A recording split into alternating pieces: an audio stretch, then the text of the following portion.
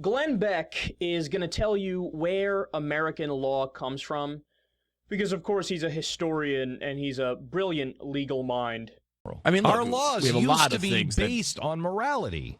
That's why I'm sorry, but this monument to Satan in Oklahoma is wrong, because we are not a nation. I'm sorry, but we are a Christian Judeo nation. So we are based on Judeo-Christian values. That's not a religion. That is just how we put our laws together. So putting the Ten Commandments up is just a monument of where we got our laws.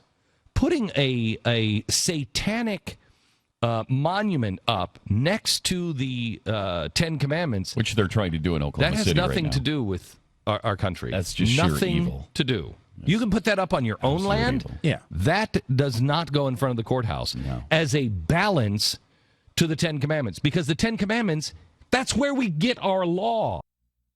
It's amazing how little these guys know. And he's so arrogant and condescending in his wrongness. So let's go through this a little bit. Our laws, they come from the Ten Commandments. They come from the Judeo-Christian ethic. Trying to copy Bill O'Reilly there a little too much. So let's go through the Ten Commandments. Well, there's do not worship any other gods. Is that a law? No. Do not make any idols. Is that a law? No.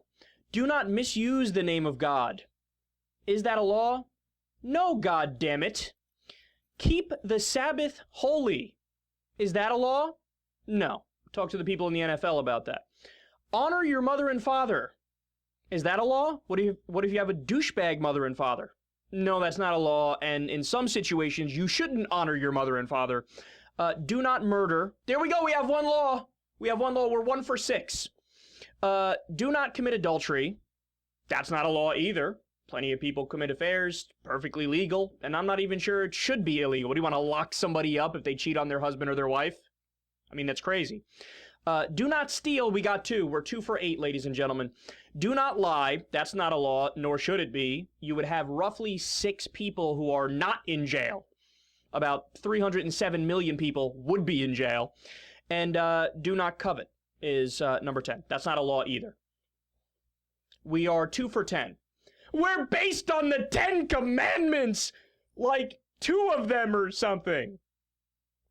It's funny how from a list of the 10 most important things that you should never do and should be laws, they left off child abuse, pedophilia, slavery, wars for no reason. I mean, there's a lot of things if I had to make a list of 10 things that you should under no circumstances do, this is missing a lot of those things. But I think it's all projection with them. So I think they take what they think is the best list of, 10 things that you shouldn't do, and they project it onto the 10 Commandments like it is the thing that they're already thinking of. But they don't know. Like, if you asked him to recite the 10 Commandments, can he? I don't think he can. Now, I can't either, but I don't go out there and say that that's what our laws are based on. He's saying that's what our laws are based on, and he doesn't know dick about the 10 Commandments. And then also, I love how, in his mind, if it's his idea of what to put on public land, yes, put it on public land and nobody can fucking disagree with it. But if it's somebody else's idea of what they want to put on public land, no, you're not allowed to put it. Only what I want to put, we could put. Like, he totally missed the idea of the First Amendment. And he also missed the idea of the founders. The founders were mostly deists. You know what deists are? They believe in a god, but not a god of any particular religion. In fact, a lot of the founding fathers were outright hostile to the idea of Christianity. They said lighthouses are more useful than churches.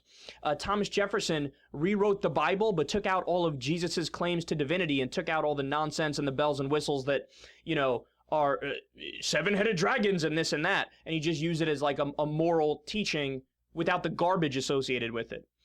I mean, he doesn't know what he's talking about is the bottom line here. And if you actually want to really follow the Bible, then you're going to have to ban pornography.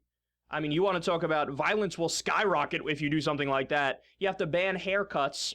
Leviticus says that's an abomination. You should be put to death if you do that. No more hair salons for men or women. No more barbershops. You'd have to ban seafood. It's another thing is an abomination to eat seafood. Women need to not be allowed to be in the house when they're on their period. They have to sleep outside in a tent. This is all in the Bible. But see, they cherry pick. The things that are convenient to their already held beliefs, they say, Bible, this is in the Bible, so we got to do this. Slavery is in the Bible. Do we need to bring back slavery? If it's the inerrant word of God, then yeah, I mean, I guess we got to bring it back, because who are we, little men, to override the Almighty, our Creator? And again, the First Amendment, realize the Establishment Clause means you can't favor one religion over another religion, and you can't favor non-religion or religion over non-religion, I should say.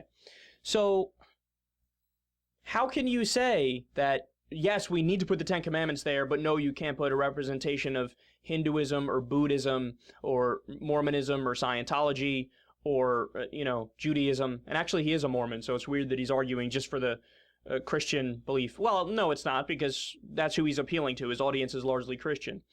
But Glenn Beck, man, you're not a historian. You're not a brilliant legal mind or analyst. You have no idea what the fuck you're talking about. You're just a jerk off who has this really large microphone in front of him and a network that nobody watches.